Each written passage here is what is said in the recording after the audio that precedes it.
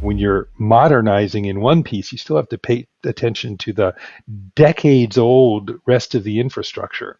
It's a tricky business because that can create vulnerabilities as well as you're interfacing newer connected stuff with things that were never meant to be connected. SC Media and our sponsor Arctic Wolf are proud to present this month's CISO Stories program. Each month, the CISO Stories program explores a cybersecurity topic selected by the Cyber Risk Alliance's CISO community and provides content that examines that topic from a variety of perspectives. Hosted by Todd Fitzgerald, best-selling author of CISO Compass, the CISO Stories weekly podcast features content powered by the 1,100-plus members of Cyber Risk Alliance's CISO community. Listen to previous CISO Stories podcast episodes at CISOstoriespodcast.com. Cybersecurity Collaborative is a unique membership community enabling cybersecurity leaders to work together in a trusted environment. To learn more, visit CISOstoriespodcast.com/CSC. I am your host, Todd Fitzgerald, and this week we welcome Glenn Kapetansky, CSO at Trexan Consulting. Welcome, Glenn. Thanks, Todd. It's really good to be here. I'm glad to have you here, and we've had you on before, and we were talking about a different topic, and it's great to have you back today. So why don't you just tell our listeners what have you been doing lately, and what has really interested you in the cybersecurity field? So it's interesting you bring that up because this is actually a hotly discussed topic among the CISOs, my colleagues, because the role has changed so dramatically over the past few years. So a lot of what I'm doing now is paying attention to the human firewall aspects, as well as the operational technology, resilience. Because we're in an era where the unexpected is now to be expected, and very frankly, the risks themselves are not something that we can resolve, or we have to be careful about mitigating as well. They just exceed all budget and all staffing constraints. So it's a matter of managing them like we would, other forces of nature almost that the rest of the company does as well. So. Mm-hmm. And you started out with was it Bell Labs? Was that where your beginning your career I did. was? I was working on a little known piece of software called Unix, and it was interesting because first of all, arguably it was Bell Labs had all the best technology and almost none of the business success that came with it. So it was a healthy dose of technology is there to enable things, not just for its own sake. And the second thing was that Unix itself, so absolutely brilliant people thinking about how to make the world a better place from a trust perspective. And even though Unix or its Linux variant is a major force in the marketplace now, that trust is no longer warranted. And that's created some very interesting discussions. Mm-hmm. Absolutely. So today we're going to be talking about operational technology and the art of war, bringing these two concepts together. Before we get into that, can you give us just kind of a brief overview of operational technology and security, especially when we're talking about embedded technologies and industrial processes? Well, sure. So operational technology it is all the embedded devices, and we're used to thinking about them in terms of, on the consumer side, Bluetooth trackers in your clothing, in shipping containers, in healthcare, everything that's on the ground, if you will, in the rooms and so forth, power systems, utilities, railway, the leasing companies, railway cars want to measure wear and tear on their brake pad. For all sorts of safety reasons and management of the infrastructure reasons. And they even, as they start to get connected, they're calling it the fog, as in the cloud, but closer to the ground. So it even has a buzzword attached to it. The complexity comes in so far as a lot of these things are old and they weren't meant to be connected. And even if the newer ones are meant to be connected, the grid that they connect to has a lot of devices that aren't meant to be corrected. And when a while ago, when I was working for GE Energy, I got a healthy wake-up call on this. This was back in President Obama's days, where he was talking about the smart grid, where electrical devices on the electric grid and part of the transmission would actually communicate with each other, and there would be an upstream sort of computing to help control it and manage it. And GE at the time was working on the power substations, those things where you're driving along the freeway and you see a wire fence and you see all those glass top towers and a lot of wires. Well, those are, they're receiving long distance transmissions of power, and they're either regenerating it or guiding it or splitting it, and there are computers involved in that, and yet it's a lot of electricity going through. If you've ever been in a data center, of course, you have those racks with the computers in it and the networking equipment.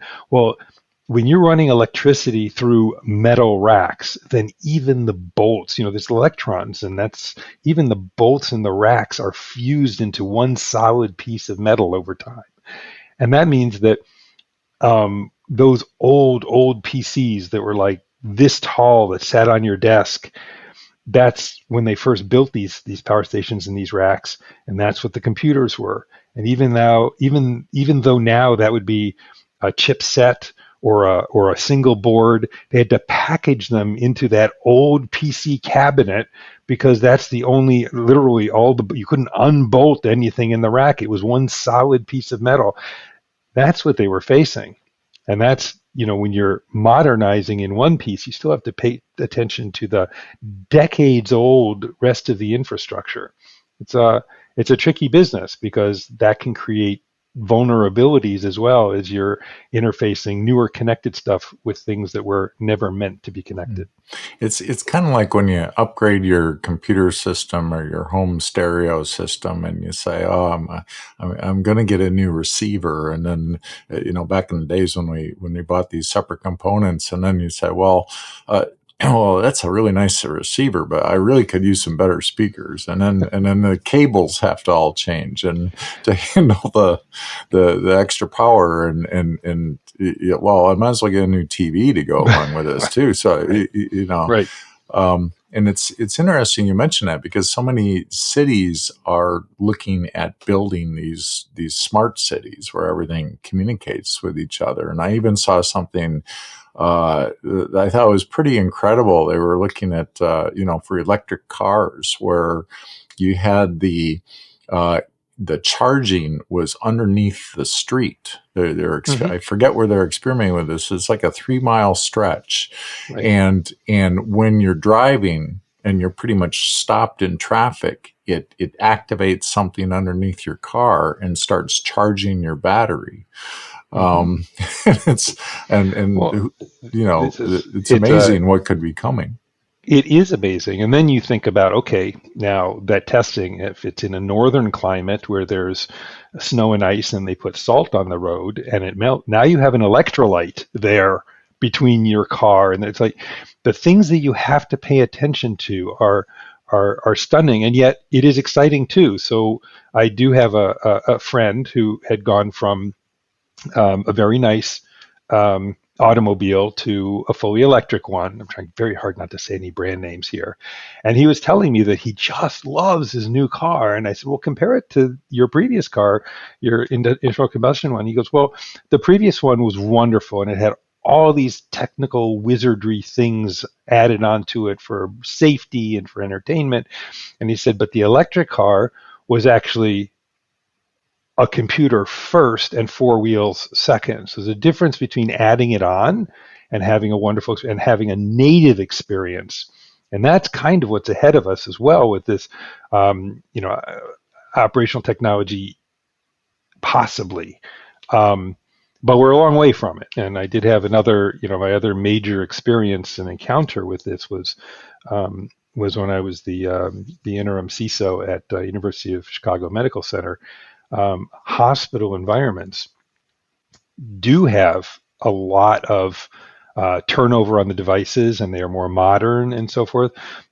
But the interactions between them are a lot of this is mobile, a lot of it is from different manufacturers, and there's human life involved, and the opportunities for mischief, which is another part of the topic we'll get to, has human life attached. Well, of course, if it's a water filtration system, or it's a power system, or it's trains, a large series of train cars where the brakes go on.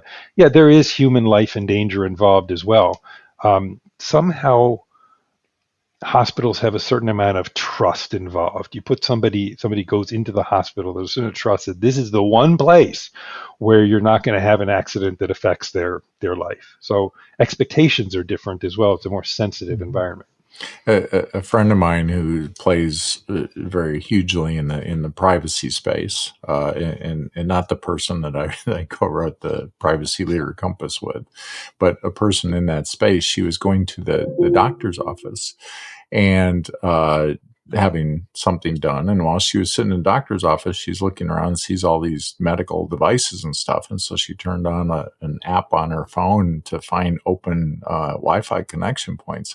And she found 17 that were unsecured, in the office. So, we clearly have a long way to go. So we talk about these, war stories and stuff of with the threat of human life and, catastrophes. Do you have some examples of that where we've had, where that's become real for us in the operational technology space? So there are the ones that happen by accident and the ones that happen by malice, and you can't really distinguish between the two in terms of their effect. So, as a kind of telling the end of the story first, the chief security officer, my company's tabletop exercises now have, we don't care if it's malicious or not. Here's the scenario of the failure. Even in operational technology, what do you do about it? And that's how we teach resilience. Whether it's malicious or accidental, the stories, of course, long ago I grew up in Ohio where there was a major power outage in a substation in Ohio that then cascaded to the entire eastern seaboard for days. And it was really an alarm that kept going off in a PC, and it was an overflow of a buffer. And then so it was turned off, and then that kind of cascading effect. Of course, we have, Colonial Pipeline, where it was malicious, and that stopped oil shipments across the U.S. There were, I want the rest of this discussion, as we talk about the interaction with malicious players, to try and avoid any hint of singling out any particular nation states or actors or countries. So this will be a difficult conversation for us because I want to discuss these threats, and I want to also make it extremely clear up front that as my mind kind of riffles through all the examples, I don't want to come up with an example. I'll let the listener think about examples that sound like this, but I myself do not want to single out anybody. Because I think we're in this world. We have several wars going on right now. We've had wars continuously throughout history, and we have nation states that are the big threats. And these nation states, quite honestly, we're a nation state to other nations as well. So these come from all around the world, and I think we have to take that holistic view as to who's doing what to whom. Right, and we have here in the United States, we probably have first or second generation descendants of each side.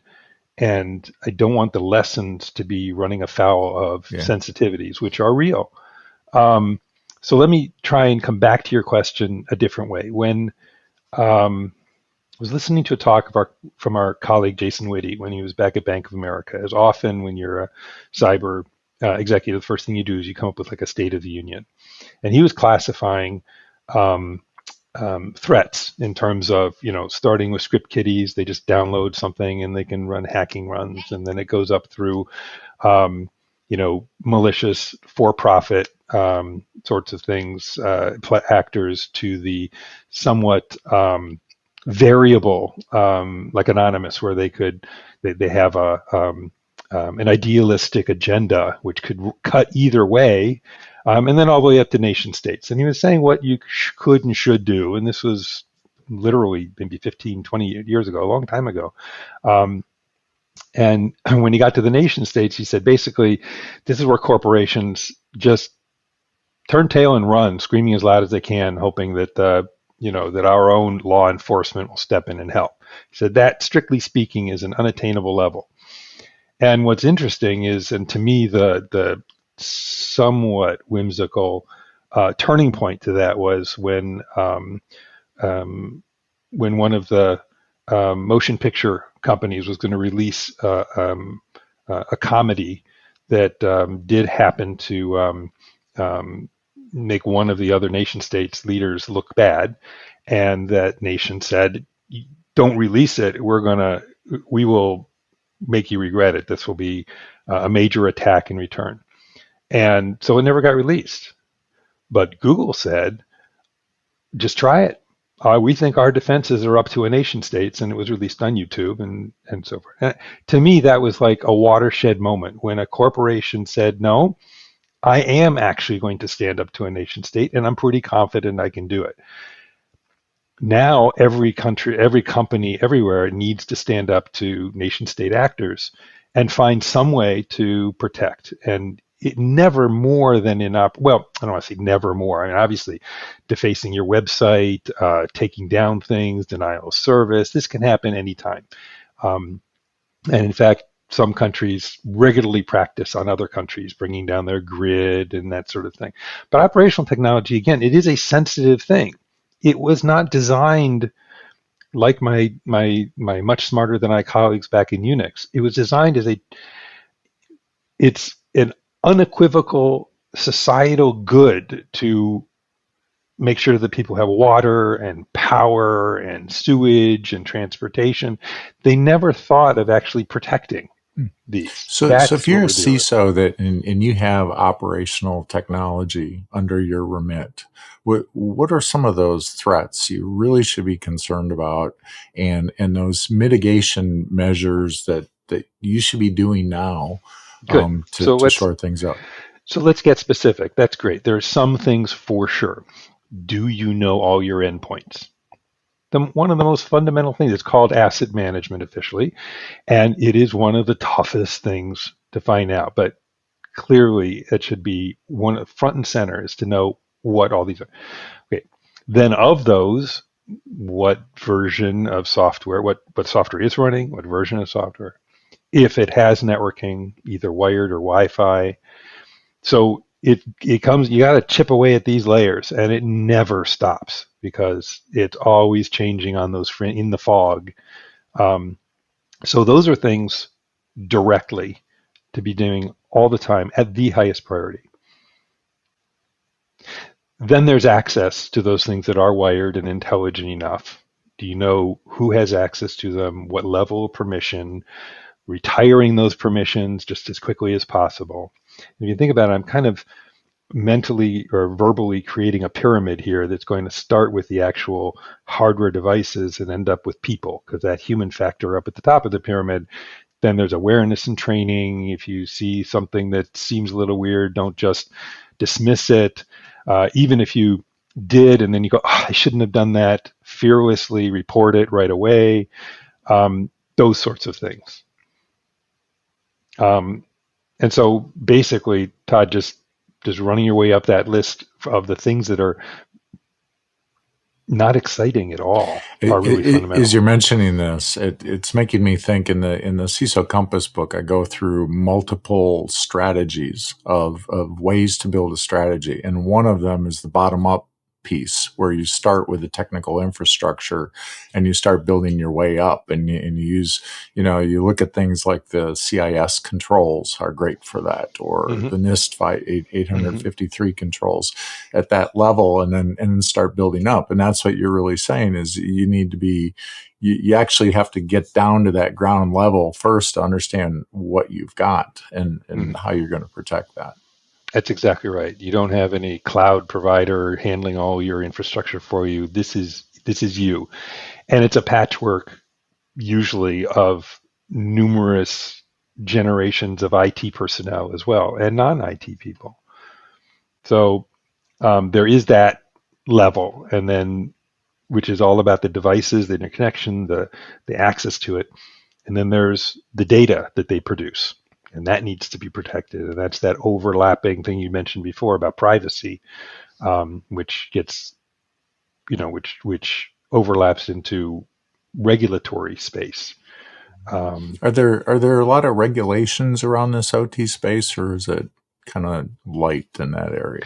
No, the regulations are in standards of Bluetooth and transmissions and so forth, and it really isn't regulated per se against to the same level of it. It really just is a fundamental. That's why the term fog is such a marvelous metaphor. It's this ankle deep thing that does move its way up into what we normally consider the rest of our computing and information security infrastructure. I really like that term. How do you get the IT people and the operational people to collaborate to work on this? Because we're two totally different types of focus with those people, right? Well, so that is a good question. It's not just two different types, but they're often different organizations in terms of the hierarchy. Yeah. And you get up to so, and I guess it comes down to communication and cooperation. The compliance framework that the higher levels, that chief security officers, chief information security officers have to deal with, is a wonderful lever. And so you knock on the door and say, hey, I'm holding this audit up at the system level, and you have a lot of devices, so we need to talk. So you do want to leverage that audit instrument, if you will, as one of your major tools.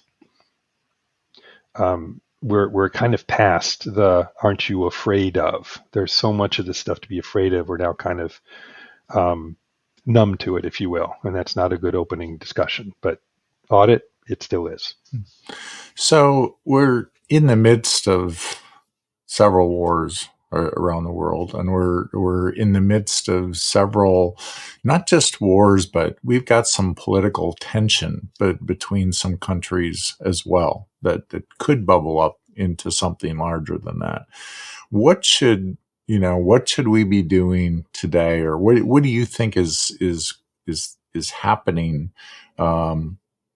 in these wars, the types of things, not necessarily specifics of within a particular war, but what sort of things are going on that people may not be aware of?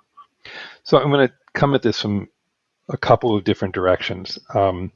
First of all, I have not been in the armed forces. I have a couple of family members who are, so I do not come to this with the level of expertise of those who are directly in what we call kinetic war, the conventional armed forces and so forth. The second thing is I kind of got dragged into this arena as a chief security officer because, again, these nation states or political entities are part of the attack surface. So I can't ignore it. And I started seeing a couple of things that are different about this. First of all, cyber war, and they are calling the real, in real life, the IRL stuff, kinetic war. Cyber war is invisible. Well, you can see the results of an attack, but the actual attacks that don't actually get through are invisible. It's so with the conflicts going around right now around the world, I know for a fact that there's the kinetic part that you see, the foiled attacks, the actual attacks, the aftermath, the human cost. There is a continuous cyber warfare going on in at least a couple of them I know from my own personal connections. And this is kind of a little scary, that it's all invisible like this. It's because when it spills over, you go, oh, it spilled over, but it's like that's maybe 1 out of 1% that actually gets through. The rest of it still needs to be defended. Just like we take it for granted now that we shed denial of service attacks. So we haven't necessarily grappled with the invisible, and that's a little worrisome. The other thing is, it's really important, so I want to phrase this correctly. There is something called the international humanitarian law, or the law of armed conflict, or the law of war, and it started post-World War II as, I think, the Fourth Geneva Convention, late 40s. It has been ratified by all 196 countries in the world. I'm not positive, but I think it is the only thing that is ratified by everybody. And it's adjudicated by the International Court of Justice. Now, this covers combatants, non-combatants. Non-combatants should not be involved. It does not cover cyber war, 1949. But there have been movements, various movements, and I had heard that in 2023, countries were already starting to line up to ratify, to sign up for the fact that the international humanitarian law would cover cyber warfare too. This is a huge thing. It's a good thing. It's one of the few things that everybody can agree on. But that was kind of derailed by the most recent conflicts. I don't know if it was derailed. I was told they were kind of on pause and it wasn't going as quickly. Why is this important? Because cyber war is not under international humanitarian law or the law of war. Cyber war, therefore, can be committed by non-combatants, and those non-combatants might be reacted against by this invisible cyber war going on. And as a consequence, non-combatants could actually be harmed in cyber warfare, something that's forbidden by the law of armed conflict, the law of war.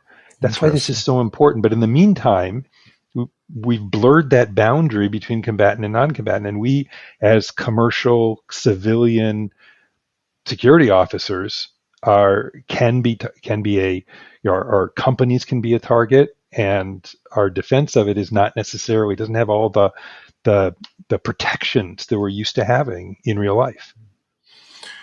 It's interesting. And if we could go back to 2017 to NotPetya WannaCry and say, that why was that created? It was involved in a conflict between two countries, and we're all suffering today the collateral damage, if you will, from that software. From that time is we're all paying that price years on. It's interesting that's so right. And you remind me when we were talking about what can you do, and I was building that pyramid up.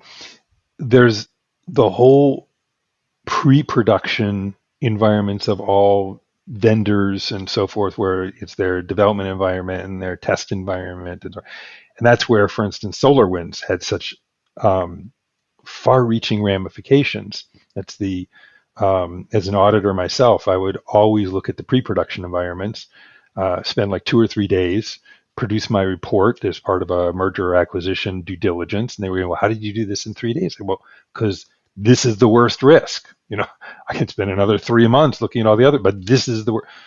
So when anything can be targeted, and it could be by very powerful actors, it does make our job a lot easier, a lot harder, and we have to think in terms of resilience, that we're going to be, in military terms, one engine out and still trying to land the plane. And we have to really narrowly focus on what is the minimum that keeps the company operating at any one time, and make sure that that's what we really focus on. Because at any time, the rest of it, and especially in operations technology, with all of with the diffuse set of large numbers of devices, they could be degraded or disabled at any time. Absolutely, and it's a very interesting story, the SolarWinds story. We had Tim Brown on an earlier CISO Stories podcast, which listeners can listen to in the archives, and he talks about how they got in and what changes they made to the environment. And the investments that they made afterwards, to mitigate that. This has been fascinating, Glenn. I know we could talk for a long time about this topic. I think it's just so relevant today. Tell us in, 30 seconds or so, what final advice would you give to people that are managing operational technology environments today, that want to have a good program? Well, it's two-pronged. One is, don't ignore the problem. Find out what all your assets are. Find them all. And then the second thing is what I just alluded to, which is find out what the minimum is to actually keep your company able to fulfill its mission, whatever its business mission is. And then, so know everything, focus on just the most important stuff. And the final piece of advice is that human firewall. That is now, it was always important, but now it is actually a critical part of the defense, one of the hardest too. Well, thanks a lot, Glenn. I've really enjoyed this conversation. Well, thank you. It's really, it was good to talk again with you. Thank you for tuning in for this week's episode of the CISO Stories podcast. We want to say a special thank you to our sponsor, Arctic Wolf. Please subscribe to the CISO Stories podcast and you will receive a new story each Tuesday at 10 a.m. Eastern Time. We'll see you next week for a new episode.